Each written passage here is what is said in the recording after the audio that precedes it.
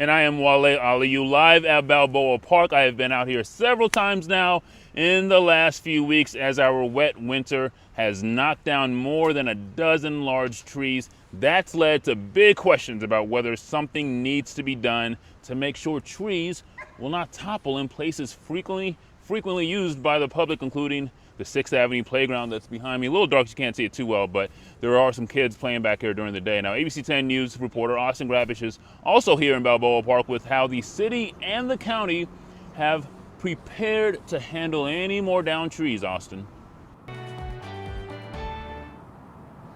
You can see this massive tree is still here at this part of Balboa Park. It is a victim of the last storm to hit San Diego about a few weeks ago, and there is concern tonight that more trees just like it could be coming down.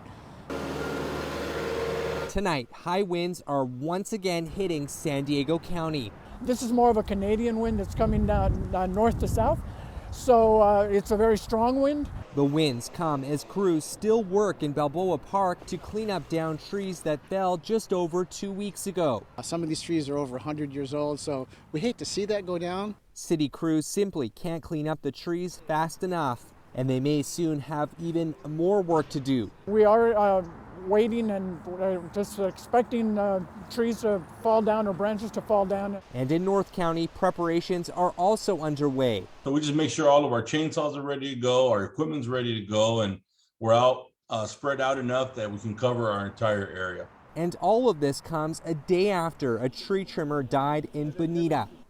A fire official saying the worker got trapped high up in a palm tree. Unfortunately, what happens with palm trees is the crowns or the dead part can fall, and that's what happened here. And that city official you saw in my story is advising people to stay home tonight and to not go out unless you have to. He says that is for your safety and also because it is cold out tonight. Reporting live in Balboa Park, Austin Grabish, ABC 10 News. Good tips, Austin. I see you were wearing red for Valentine's Day as well. Now, as we've been reporting for the last few weeks here at Balboa Park, most of the big trees that fell over were eucalyptus trees. They are not native to our area and here in California. They came over from Australia back in the 1800s. This afternoon, I had a chance to speak with tree expert Wayne Tyson. He used to oversee trees in Balboa Park. Take a listen to what he had to say. All right, I'm looking behind us right now, Wayne, and I see a couple eucalyptus trees behind us, and this is a playground right behind us where children are playing. This is a problem. This is a concern here in Balboa Park, you say? Yes, especially those trees that are leaning. That's shifting all the weight to one side, and at the pivot point, which is right at the ground where the roots go in, that's where the pivot point is. An enormous amount of force is being exerted there. So the tree roots have to resist that force. So we really need to make sure that we're not planting. I mean, do we need to get rid of all the eucalyptus trees here in our area and have more native trees because of this growing problem we're seeing? Well, yes and no. There are some eucalyptus aren't as prone to falling as others. There are a lot of different species of eucalyptus, and they're not all bad. And even the ones that are potentially bad, if they happen to be growing in a good spot, why, they may be retained, but still they lose branches, so I don't believe a public park is a good place for them. What about, okay, if the public park's not a good place for them, what about if I have eucalyptus trees around my home? What should I do? I don't believe you should have a tree that grows taller than the distance to your property line. So really, if you have them, cut them down? Big trees do not belong in small residential areas. Whether it's eucalyptus or not, you're saying? Yes, no matter what. Trees that grow tall and get a big crown on them, and especially in these areas that are all over the mesas like Balboa Park is, where we have this hard layer a foot or two under the ground, sometimes less, it's just not suitable for some trees. All right, he has a lot of important things to say, especially for people who have trees around their house. All right, right now I want to bring in ABC 10 News meteorologist Angelica Campos joining me now. Angelica, we saw some powerful wind gusts today. We saw a little bit of some sprinkles and some wind.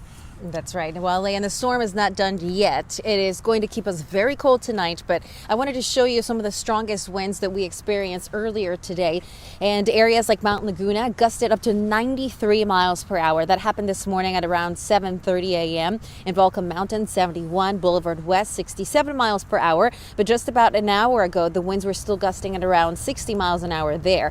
Over towards Julian, 45 miles an hour, and the winds were also that strong between 1 and 2 o'clock in the afternoon. So what's happening now at this hour? The winds are ranging from 20 to 30 miles an hour, even all the way to the coastal communities. Typically when we see this kind of wind, it's like, all right, it happens in the mountains and deserts, but it's also happening along the coast. It's impacting aviation. It's impacting much of the county. And of course, these susceptible trees that could potentially come down when you have those kind of winds, trees and power lines included. Light rain right now. Also, we had a couple of sprinkles here at Balboa Park.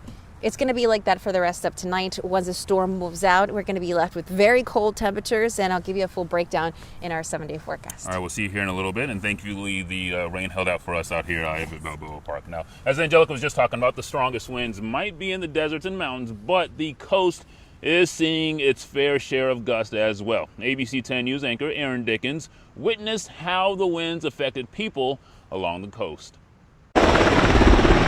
This Coast Guard helicopter battled 40-mile-an-hour wind gusts as it tried to land near Harbor Drive. After hovering over the helipad for several minutes, it came down without a hitch. And as the wind picked up here in Pacific Beach, more and more kite surfers showed up. They were ready to get out into the ocean. For us San Diego kite surfers, this is what we look forward to, so we just waiting for it. The forecast looks really good, so we're just waiting for Mother Nature to provide those juicy, powerful winds. What's your name? Mac? Okay, cool. Jeff Rainey has kite surfed for nearly 20 years. Yeah, we'll see. Okay, let's do this. Rainey is also an instructor, but today he isn't teaching. We have a big group. We have a big WhatsApp group, and we all kind of like just combine our minds there and talk about the weather and like where are we going to meet up.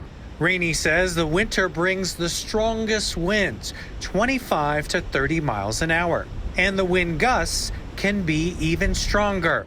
An important reason to be safe. This is the control bar here. So there's a lot of safety involved with this. You could depower the kite really well, so it's not like you're just powered up all the time and scary. So you take your lessons right and you're going to learn it right and you're going to be, very safe and just have a good time.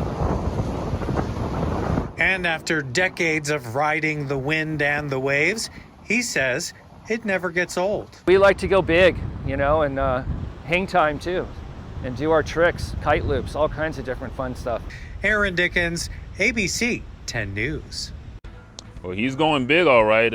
I can't do it in the cold weather, but he's a trooper. Now, the ABC 10 News app is the best way to track the conditions in your neck of the woods. Anytime you can download it in the App Store for free. Well, Kim, that wraps up my coverage here at Balboa Park. We'll send it back to you in the studio. All right, thank you.